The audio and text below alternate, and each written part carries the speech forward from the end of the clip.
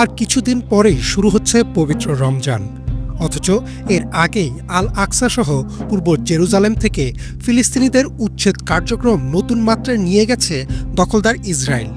বিশেষ করে আল আকসা মসজিদের কাছাকাছি সিলওয়ান এলাকা এখন এক ভয়াবহ আতঙ্কের নাম। প্রতিদিনই সেখানে নতুন নতুন উচ্ছেদ নোটিশ, ঘরবাড়িতে ইসরায়েলি পতাকা, নিরাপত্তা ক্যামেরা আর বসতি স্থাপনকারীদের উপস্থিতি স্থানীয় ফিলিস্তিনি পরিবারগুলোর জীবনে ভয় আর অনিশ্চয়তা তৈরি করেছে। রয়টার্সে প্রকাশিত একটি প্রতিবেদন অনুযায়ী সিলওয়ানের বাসিন্দা কায়েদ রাজাবি ও তার প্রতিবেশীদের হাতে তুলে দেওয়া হয়েছে উচ্ছেদের আদেশ। ইসরায়েলের সুপ্রিম কোর্টের নির্দেশে রমজানের পরপরই তাদের ঘর ছাড়তে বলা হয়েছে। রাজাবির পরিবার ১৯৬৭ সাল থেকে এই এলাকায় বসবাস করছে এবং তিনি জানান তারা একসময় একজন জর্ডানিয়ান কর্মকর্তার কাছ থেকে এই জমি কিনেছিলেন। অথচ এখন বলা হচ্ছে এই জমি নাকি ১৯২৯ সালের আগে ইয়েমেনি ইহুদিদের ছিল, আর সেই পুরনো মালিকানা ফিরিয়ে দেওয়ার যুক্তিতেই চালানো হচ্ছে উচ্ছেদ।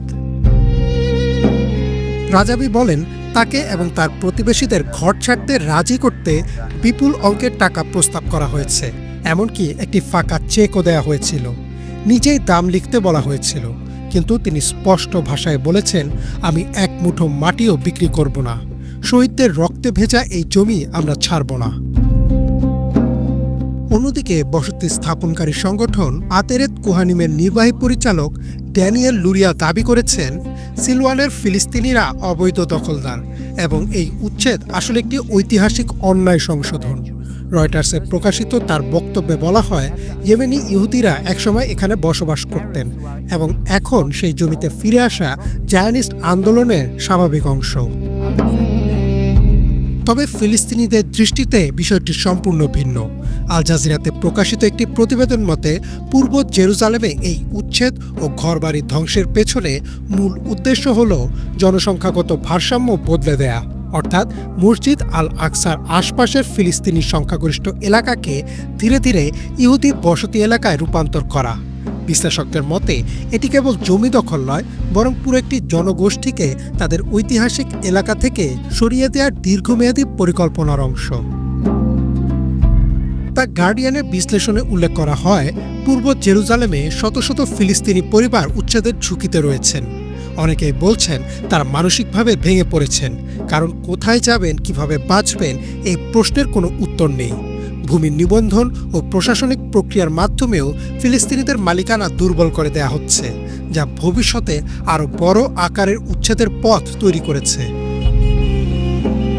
সিলওয়ান শুধু একটি আবাসিক এলাকা নয়, এটি আল আকসা মসজিদের খুব কাছেই অবস্থিত, যা দীর্ঘদিন ধরেই ইসরায়েল ফিলিস্তিন সংঘাতের কেন্দ্রবিন্দু। এই এলাকাকে ঘিরে উচ্ছেদ, বসতি স্থাপন এবং নিরাপত্তা অভিযানের ফলে উত্তেজনা আরও বাড়ছে। রয়টার্সের প্রতিবেদনে বলা হয়, যদি পরিবারগুলো ঘর ছাড়তে অস্বীকৃতি জানায়, তাহলে সশস্ত্র পুলিশ গিয়ে জোরপূর্বক উচ্ছেদ অভিযান চালায় এবং বুলডোজার দিয়ে ঘর ভেঙে ফেলা হয়। আজকের বাস্তবতায় কায়েদ রাজাবির মতো শত শত পরিবার জানে না তারা কোথায় যাবে। জেরুজালেমে বাড়ি ভাড়া আকাশচুম্বী, অগ্রিম টাকা ছাড়া ঘর পাওয়া যায় না। পূর্ব জেরুজালেমে চলমান এই উচ্ছেদ শুধু ঘরবাড়ি হারানোর গল্প নয়, এটি একটি জাতির ভবিষ্যৎ, পরিচয় এবং অস্তিত্বের লড়াইয়ের প্রতিচ্ছবি। সাধারণ মানুষের চোখে এটি রাজনীতি নয়, এটি বেঁচে থাকার সংগ্রাম, নিজের মাটিতে টিকে থাকার শেষ চেষ্টা।